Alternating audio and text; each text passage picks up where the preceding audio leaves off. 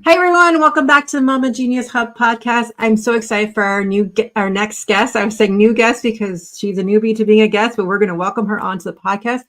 And because we're doing it, we're talking about self-care. Moms, are you just tired? You're not sure what to do anymore. You feel spent. You feel like you don't not even yourself anymore. Andrea is going to help us figure out how to do that. Even before we got on this podcast, we were doing breathing together. It's so necessary. We're going to get started right after this. Welcome to Mama Genius Hub podcast, where we support moms with big dreams from entrepreneurship to personal aspirations. I'm your host, Michelle Kaiser, and I'm here to help you unlock your potential in all areas of life. Join us as we explore strategies for thriving in motherhood while pursuing the dreams, the key to actually unlocking your genius. Subscribe now and embark on a journey to realize your fullest potential. Andrea Floyd is a nurse practitioner who acquired an MBA. She's a mother, transformational coach, speaker, and writer.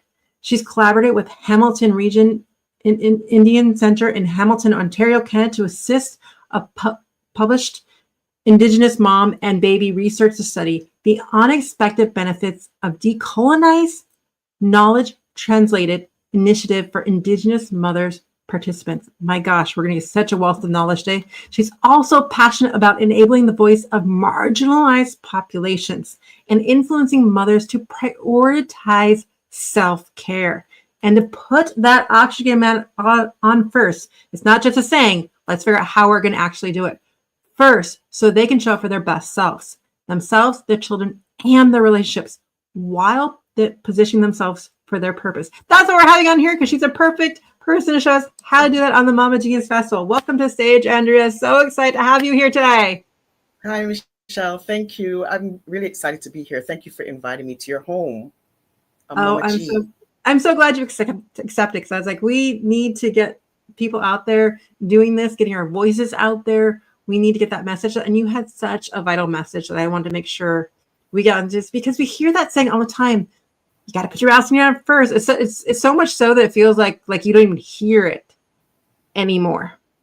And so before we dive all into, what is your why behind wanting to do this? Well, I always took my self-care for granted. For many years, I took it for granted. Every breath I took, every step I took, every move I made, it was all taken for granted. We have a tendency to see self-care as some sort of an act that is a selfish act. However, self-care is necessary. It's necessary for self-preservation, self-respect, and self-compassion. And so necessary for us to put the oxygen mask on ourselves first so that we can be our best selves, like you said, to show up for others, for our children, and for others in other relationships. And so that is why my passion is about, sharing my story so that I can empower others to step up and choose self-compassion, rise up and choose self-love, and to just wake up and choose self-care. And not just self-care like where it's just, I did some exercise or I drank some water. It's about a holistic approach to self-care. So mentally, emotionally, physically, and spiritually as well. All of those aspects for the whole self is a part of our self-care journey. I love that so much, how you dive into the different aspects of self-care. I mean, sometimes you think, it's just going to get your nails done. It's taking time away from the kids. But it's so much more impactful than that. And I love that how you said something, you said it was necessary for preservation. Was it self-compassion and self-love, or did I miss one in there? Yeah, self-preservation, self-respect. Self-respect. So you're respecting your body, respecting yourself. Yes. I love that so much. I know we're both fans of Lisa Nichols, and I know that you have what we call your story in terms of what she calls the valley. And I'd love for you to share that with us right now, because I was so inspired by it. Okay. So you know what, Michelle, I'm blown away that I, a teen single mom, was able to accomplish a Bachelor of Science in Nursing and a Nurse Practitioner certificate while I was working as a critical care nurse. I then made some successful investments in real estate, and I acquired my MBA. Those that know, yes, I acquired my MBA. I just loved taking care of people, saving lives, and being part of the healthcare journey for thousands.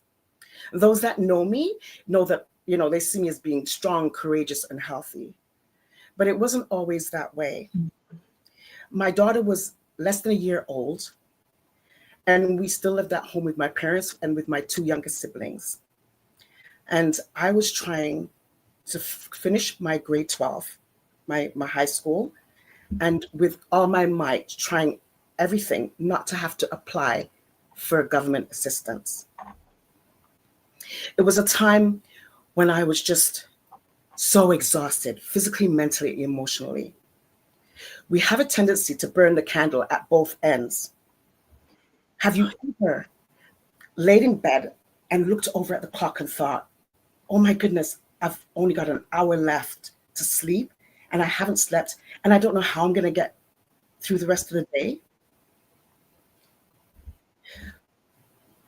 Oh, the alarm went off and I need to get up, I need to shower, clothes, get dressed. Then I need to bathe Melanie, get her dressed, my daughter, get her a bottle. Then I need to put her in the umbrella stroller and balance the stroller by putting on one handle my books and my homework and on the other handle her diaper bag. And then I would race 7 to 8 blocks towards her babysitter that was en route to my school, my high school. And we did that from day in and day out throughout the week. On the way back, pick her up, get home. Thank goodness my dad always had our meals ready and we would sit down and have dinner together. But then an hour later, the cleaning company would come and pick me up so that I could go and clean offices in the evening. And then the next day, we'd do the same thing for all 5 days of the week. There was one day I was racing the 7 blocks. We're just racing down the street. And I'm faster and faster. Melanie's enjoying it. She's like, wee, faster, mommy. Mm-hmm. And I'm going faster and then clunk, clunk. Oh my goodness. I looked down. The wheel on the back right wheel of the umbrella stroller had broken, snapped right off. I picked up the bags that were on that side, put it on all the bags onto the side that was still good with the 3 wheels, and went on my way. Thank goodness I only had 1 or 2 blocks left, but I navigated and went the rest of the way. What I learned about that story is that staying in motion, perseverance, and just keeping in motion yields results. It was just amazing when I reflected and realized that the perseverance and the motion and consistency yields results. I also learned that it takes a village actually to raise a child and to raise children. All the resources that you need is important, including if you need government assistance. And I learned that self-care is vital because you cannot take care of your children or serve others if you're not taking care of yourself. That's so true. I can so picture that. We'll be back in the moment. Just get right into all the self-care and how to do it. Attention mompreneurs. Do you feel like you're constantly juggling the responsibilities without a moment to yourself? It's time to pause and reflect with our Mama Genius quiz. Tailored for busy mamas like you, this quiz will help you identify what's blocking your path and inspire you to harness your unique strengths, transform how you manage life and business, find your rhythm, and ignite your joy.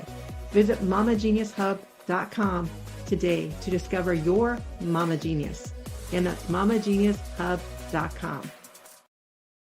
And we're back. Oh, I'm just so blown away by all the things that you had to juggle. And here you sit ready to dive into, let's put the oxygen mask on ourselves. And I want to just start directly with what we want, just to take a moment to breathe together, just like we did right before we start this podcast. I think the fundamental step to self-care is starting with knowing how to oxygenate your body. And you being a nurse and holistic practitioner, like, I think you are the key to get us started right away. Okay. So yeah, so many, what, interestingly enough, many of us really don't know how to take a deep breath the way that it's the most efficient and beneficial to our bodies. There was research done. There was 537 students in a college that they researched that they were, if they went out and took 20 minutes of fresh air breathing in, that it revitalized them and boost their vitality levels. So oxygenation and getting outside and taking big breaths is really key and important.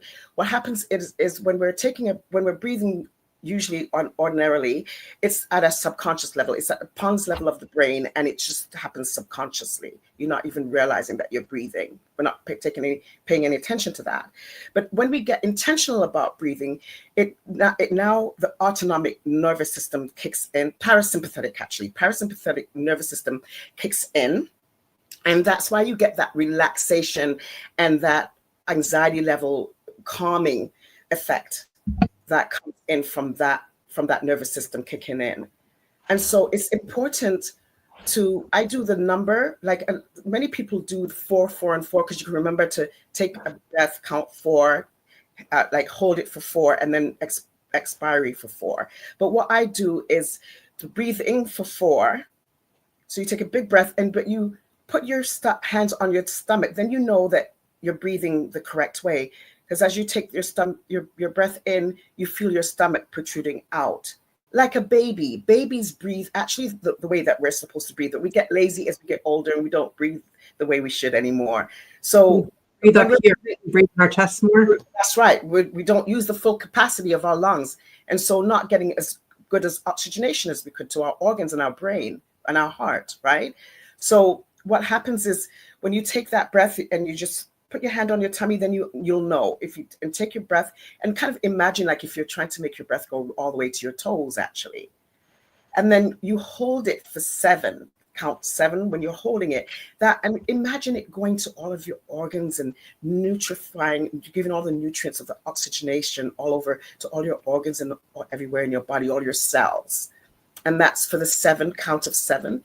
Then on expiration, a count of 8. So it's a nice, slow, gradual expiration.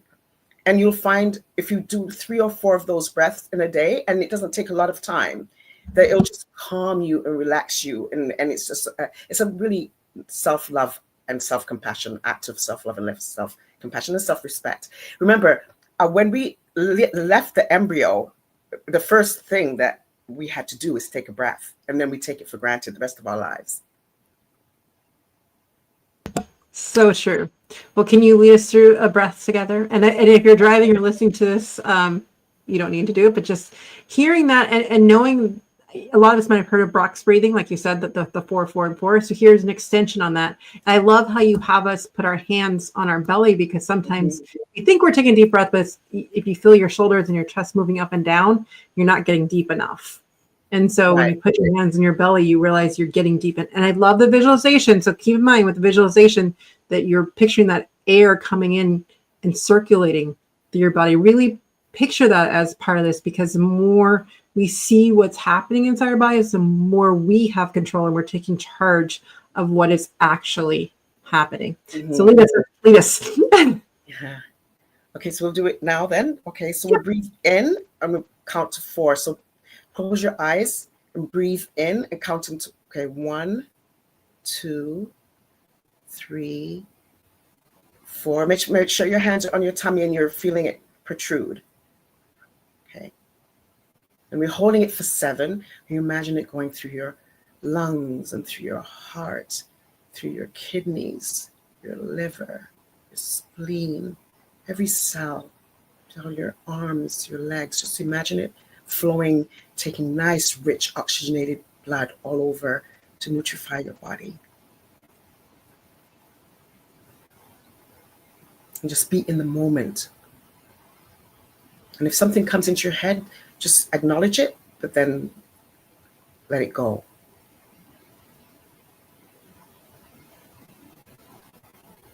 So when you count to 7, then on expiration, we're counting to 8. So it's a nice slow and gradual expiration. So that as the oxygen, the blood is, and the breath is leaving your body to come out, then it's a nice slow, gradual experience. I love that so much. I do it twice with you now, and I feel you can feel the difference when we sit in that moment for just even. I mean, this was less than a minute. I mean, just that calm sense that we can bring over that, and how much control we actually do have over that. Yeah. We're so worried about controlling what we can't control that we don't take charge of the things we do have control over. Yes. And your breathing. A wonderful way to relieve stress and anxiety. And that parasympathetic just kicks right in, and it recognizes, oh, she's being kind to our body. That's awesome. And it kicks right in, and you're just instantly relaxed. And it's even in people that are having extreme anxiety where they almost feel like they're having a heart attack, if they stop and do those breathings, it just calms them right down. Yeah. I love that. Now I want to make sure that I touch on the points that you want to make from this. So I know you have points on rest, nutrition, there's all kinds of different ways you can get us, but what do you think is most vital for that busy mom who needs something to bring into self-care for themselves? Okay, well, you know what? I'm really, it's really important. I want to drive that message home about the holistic approach. And, one of the things we have to be careful about is about the oxygen mask on first. It's sort of an urgent situation where, we get that analogy from the being on the plane.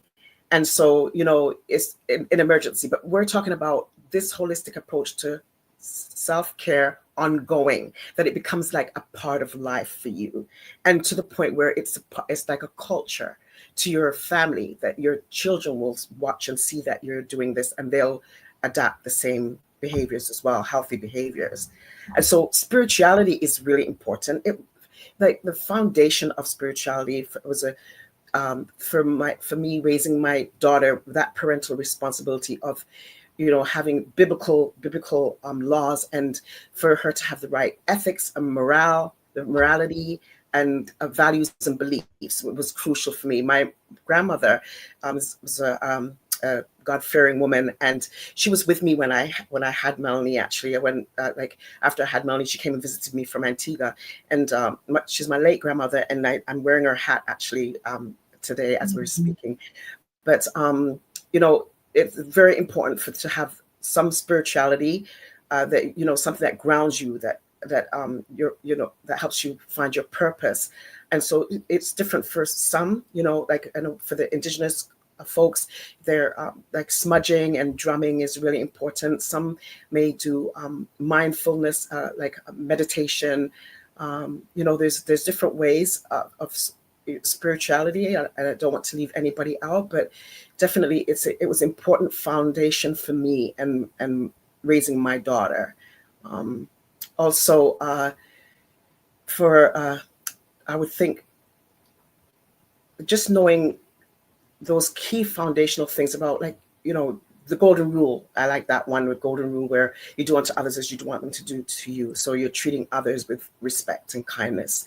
It's really a big one in my house. Yes, and your own body and yourself. Exactly, self-respect as well, for sure. And I love that too with the kids, when you remind them. I'm like, it's not how you want them, like, you to be treated because of what happened. It's like, how do you want to be treated no matter what? And that's always the thing, because when like one of them snaps, they're like, well, they snapped at me first, so I just reacted to that. I'm like, that's not what it is. It's how do you want to be treated? That's what you put out there. Yeah. No matter what other people do, you have no control. Again, back to the idea of control. We have no control over that. We only have control over what we put out. Yes.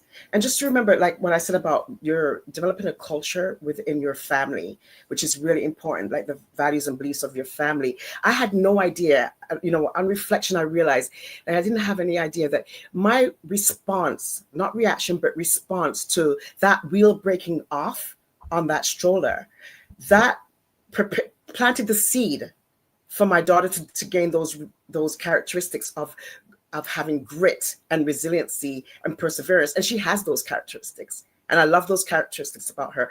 But like, you're your children's mentor. You're the first mentors that they have. And so you're not, you don't realize how significant and important it is how you're take care of yourself and how you respond, and how you build relationships. All those things matter for raising your children. I love that you brought up that reminder, and also leads me back to the idea of like, we are the role models for them. Mm-hmm. And so, and honestly, they don't care what we say. They care what we do. And so it's them seeing you do these steps that then they start to mimic when they start to see that they hold value. Otherwise, I see a lot of times it's kind of that hypocritical idea of like, oh, do what I say, but that's not what I do. And there's that disconnect, I feel, between that. But when we just start living in ourselves and showing our own genius, showing all these things of who we are, inspiring them to figure out who it is with them, and making their choices, because we're not always there around them. Right. And mm-hmm. They're at some point going to be having to make their own decisions. And how do you want them to be modeling for themselves or for others? Yeah. So the G in your genius will helping your child find their genius. That's what it reminded me of. Like, when my response to that wheel falling off, Melly has that, it helped her to understand that genius, but that just overcoming and just following through and just being consistent, and having perseverance and grit and resiliency. So yes, it's building those characteristics that will help you find your genius for sure. We're running out of time a little bit, so I wanted to kind of ask. So, in terms of like this holistic approach, I love how you're describing this. What would you say could be a first step to a mom wanting to bring this into their family? What would be their first step to take after listening to this? So what you mentioned about the diet, exercise, and those things are important, and they're things that you can incorporate in your everyday living, that it's just changing or transforming habits. So baby steps, right? It's the consistency part that's important. So one of the things that I found was helpful, when I was speaking to moms and parents about their children, is about the amount of sugar content that they take in. So to avoid sugary drinks, right? So I have a sweet tooth, and it's like, I love my desserts, but I'd rather eat my dessert than drink my dessert. So I had no trouble saying, okay, you know what? I'm not going to drink pop because I prefer a piece of cake, right? But like, it's these baby steps that you do, that the consistency, your children, I actually had children that would visit me for their immunization, and they would like, I said, how much water did you drink? What does your sippy cup look like? And how much water? And they loved water. So it actually works. The minute you introduce pop, then, and the parents tend to do that with, if it's a special occasion. And I guess that's, but it's really important to most of the time to avoid as much sugar as possible. My kids to this day really don't drink soda. My oldest is 14, and they've never really drank soda. And I mean, when we go out, they'll have like the iced tea or like when we're doing drive-thrus, but at home, we never really brought that in. I'm the only one who every once in a while drinks soda, but not even that often anymore. But it's kind of funny. It is once you start to introduce it. It is hard though. I mean, when they're with their friends and they want to do some of that stuff, and they'll explore a little bit, but it comes down to the things you do in the house and the habits that you create inside. I did endure some significant trauma when I was 13 years old. And so I do find that I have to go back sometimes and speak to that 13-year-old Andrea and let her know, it wasn't your fault. You are amazing. You're resilient. If it wasn't for you, I wouldn't be who I am today. And I adore you. And I'm glad to have you come along with me. And I will not leave you back there bleeding like an open wound. Bleeding back there, because then that's a part of the healing too, right? That's the sort of the emotional aspect and mental health as well of your healing, that you acknowledge that any kind of trauma that you've experienced, and give yourself that grace and that love that you need. Is so important. I feel that another really key important thing is connectivity. so important. If you just imagine doing a 20K run, and you're running and you're saying, I've got this, I'm going to do this. And you're doing this 20K run, and it would feel like you're doing it it will take forever. It will take every part of you. It would be, just onerous. Like it would just be hard, but do it with a bunch of other people. And it's like, it seems that much more, when speaking about connectivity, when we're on our exercise group in the mornings and we do, our exercise together, that connectivity helps you to show up, right? And to be accountable and to continue with that consistency that's needed. And it's powerful. I know that, my friend Sandy, when she says the words, let's do this, it's like, it's okay. I'm starting to feel tired, but when she says that, it's like, okay, yeah, we're in this together. It gives you that extra. She would see 76 encouragement. Speaking about my friend Sandy, she sent me a message, and it was so powerful. And this is where connectivity is important, because you're not alone, and you can uplift each other, and iron sharpens iron, right? So, like I was telling you about when that 13-year-old Andrea that I go and I visit and speak to her and show her love and compassion, and I would say, I'm going to bring you along with me.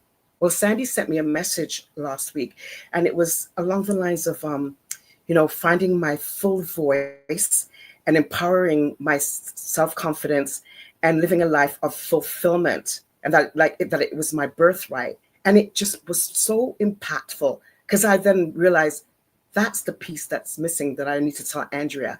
I will bring you along with me so that we'll find our full voice. And here you are going live. Our self-confidence, and that we can find full fulfillment in our life. And that is our birthright. And Steve, connectivity, we'll be right back. Do you ever feel like your own dreams are fading on you as you focus and keep everything together for your family, or been buried under laundry and school runs and endless to-do lists? They're so deep, you don't even know what they are anymore. The Mama Genius Hub is here to help you uncover that part of you again. Maybe you felt that pull to start a passion project, return to a hobby you once loved, or pursue a career that lights you up, but you're so caught in everyone else's needs that you keep slipping through the cracks. In just 15 minutes a day, our mini courses will help you reconnect with those dreams while finding a new rhythm in motherhood's beautiful, messy life. And best of all, you'll be doing it with a community of moms who truly understand the juggle and the joy. The Mama Genius Hub is a community who've been there and are here to support and inspire each other every step of the way. It's time to rediscover your spark, live in your genius, and inspire your kids by showing them how to follow their own passions. Join the Mama Genius Hub today and start creating space for you again without guilt for doing it solo. Come to www.connectingmamas.com for more details. I wish we could keep going on, but we have to almost time to wrap it up. So Our final question for you today is, what is a common misconception about motherhood that you think holds many moms back from really stepping into their genius? Okay. So first, I just want to say one more thing about the connectivity. Is the oxytocin hormone, the feel-good hormones that get released when you have that connectivity, and relationships really important.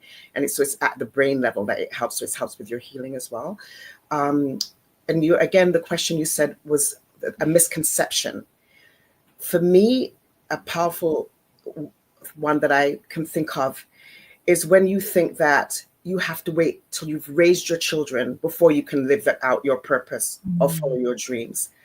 This is huge, because I know that my daughter got more out of watching me go after my purpose and my dreams, that was more impactful to her, watching and seeing my behavior, than anything else. And I did not want to have her hear me say things like, oh, if I had the opportunity, because your children hear you. They see between the lines. If you're not happy, if you're not living your purpose, you're saying things that they might even feel that it's their fault. And I was not going to let that happen. So I followed my dream and my purpose. And I know that it impacted her greatly, because she does the same thing. I love that. And I like to always say that when I started my journey, I kept thinking, what am I going to take away from my family? But I never asked the question, what am I going to give my family? Right. It's your legacy and it's your culture within your family. So once you're doing those, like it's little steps, you don't have to do anything big steps. But what's important too is that when you understand what your purpose is that every decision that you make is in alignment with that. It actually helps you to create healthy boundaries because you'll choose what the decisions you make will be based on that. You'll be focused on that, and that you'll yield great results from that. Tell everyone how they can get a hold of you. Oh, okay. So I can get reach. I've got Facebook, LinkedIn, and YouTube. And the links are in the chat right now. And so you can go ahead and connect with Andrea. And I'm going to put Andrea backstage for just a moment as we go through the 5 takeaways from today. I'm so excited. There's so much goodness in this, and my notes are just running wild today. So we got takeaway number 1, where she was just talking about how self-care is not a selfish act. It's necessary for perseverance, for self-compassion, for self-love, and self-respect. We need to show up for ourselves mentally, emotionally, physically, and spiritually. That takes us into takeaway number 2. We just went in and we took some of those deep breaths together, making sure that you're doing it throughout the day. I love how she took us to the 4, 7, and 8, a little bit different than the box breathing, but really we're taking that 4 and putting your hand on your belly as you're doing to make sure you're protruding your breath out, but also picturing the air going through your body as you're doing it, oxygenating your body. 2 steps that add even more to making sure that happens. Really helps bring that calmness out of you. That takes away us in takeaway number 3, where she's talking about it's a holistic approach to self-care, that making it part of your life, really developing that culture also in your family, putting those ideas of spirituality, ethics, values, and beliefs all into that as well. And looking for that spirituality as well as figuring out where to start for you, whether it's drumming, meditation, following the golden rule, figuring out what does that mean for you, for your family, and really making that consistent move. Which then takes us into number 4, which is those small baby steps, right? Transforming habits consistently start with 1 step at a time. So it could start with that first decision of how do I bring more spirituality into my home, or how to take some sugar out of the house, right? She talked about removing soda from the ocean, or the juices, or those things that we don't need to necessarily drink, but having more water in our life. So I love how she wrote, she likes to eat her desserts instead of drinking them. So just things to think about as we just make those perspective shifts on what is going to work for you and your family. Again, take the things that feed into your intuition that move you forward. And then that brings us into number 5 is that connectivity piece. First, the connectivity to your younger self, where you're giving yourself grace and talking to that younger self that might have gone through trauma, might have been told no, might have been told things that stopped you from thinking you could do it now. Give that younger self some grace, but then also the connectivity to adding the oxytocin as you do things as a community.